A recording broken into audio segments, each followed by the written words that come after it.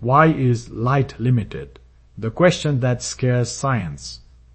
In this video, you will understand the limitations of light. The speed of light is about 300,000 kilometers per second, and nothing in the universe can go faster than that. But why? Many people think that light has a limit because it is something that goes really fast. But Richard Feynman tells us that is a big misconception. The speed of light is not a limit to light. It is a limit to space and time itself. It is the maximum speed that information or truth can travel in the universe.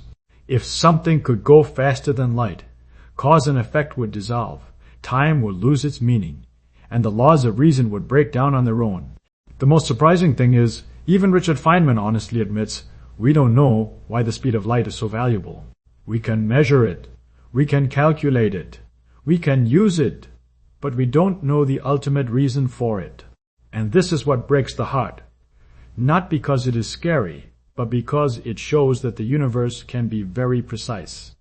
But it doesn't have to be understood by us. And for Feynman, that's not the failure of science, it's its brilliance. Most people think that light has a limit because it is something that travels very fast. We imagine it like a fast car and think that if there was a more powerful engine, it could go faster than light.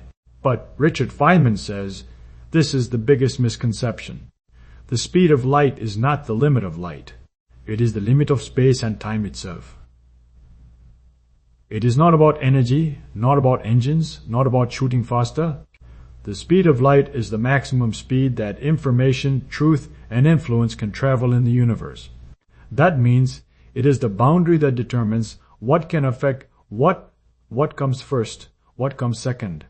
If something could go faster than light, cause and effect would be confused, time would lose its meaning, and the fundamental laws of nature would dissolve. Feynman was very honest. He did not say that he knew the ultimate reason. He admitted, we just know that the universe works this way, not why it should. And here is a big lesson. Science doesn't always provide why, but it does provide facts that work.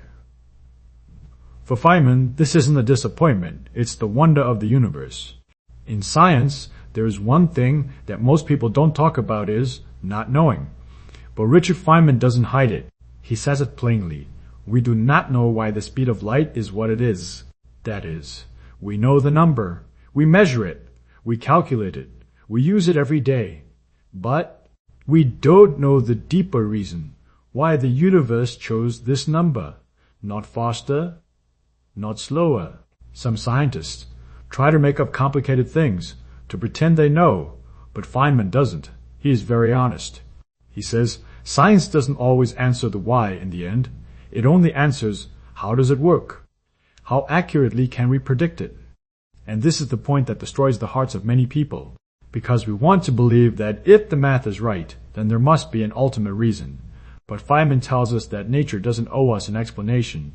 It just is, and it works. For Feynman, admitting that we don't know is not weakness.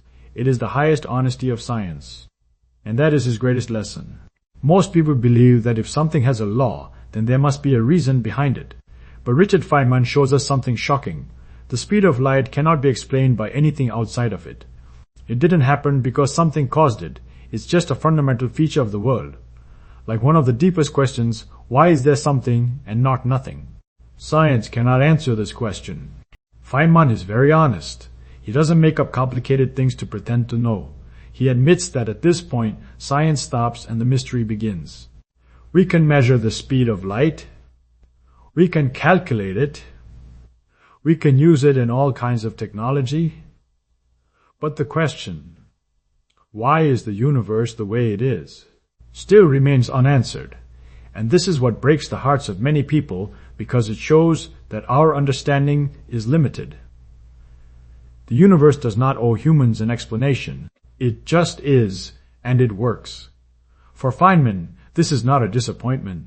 It is the most honest and beautiful of truths.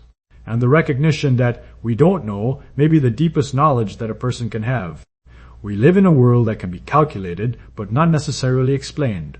All itself is a thing that most people find hard to accept. We like to believe that if something has laws, there must have an ultimate reason that the human brain can understand. But Richard Feynman has broken this thought. In physics, We can calculate particles accurately to many decimals, and we can predict the most accurate in human history. But when we ask, why is nature this way? Science excellent. Feynman doesn't see it as a failure. He sees it as an honestmanship. He teaches that human understanding is limited and nature is under the obligation to make us understand everything. The universe was not created to fit our logic, but human logic has to learn to live with the universe. For Feynman, the beauty of science is not where we understand it all, but where we honestly admit that we don't understand it all. And in that recognition, there is a respect for nature. There is a wonder, and a wonder of never-ending discovery. Most people think that the speed of light is limited because light is tired or because something is blocking it. But Richard Feynman tells us that's a misconception. The speed of light is not limited because light is weak or because it requires more energy. It is limited because space and time itself are designed that way. Simply put, the universe has a maximum speed at which information and effects can travel. That speed is the speed of light. It's not a law about light, but a law about how time and space work. And when we ask, why is the universe the way it is? Richard Feynman is very honest. He doesn't say has found the ultimate reason. He doesn't make things up to pretend he knows. He admits that we just know that the universe works the way it does, not why it chose the structure it did. And that's what makes Feynman great. Not because he knows everything, but because he is honest about what people don't yet know. In the world of science, such honesty is the highest wisdom. Here is an easy example. If you want to learn about the speed of light, think about it. One universe underwater. Playground, like water that is heated or cooled. The surface of the water changes with the objects on it. Light is like a ship moving on the surface of the water. The law states that the ship cannot go faster than the maximum speed of the water. 2. Light information. Think about light transmitting information. Nothing in the universe can know anything before the light arrives.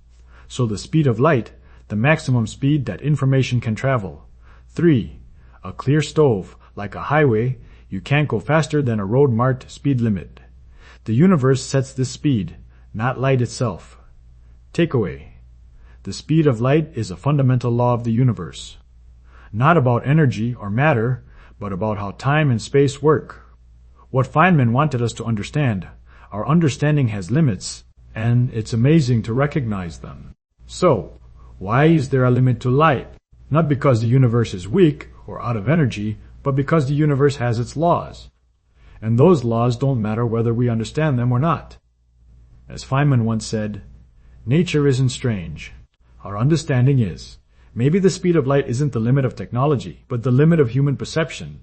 And the real question is not, can we surpass it? But, can we think beyond it?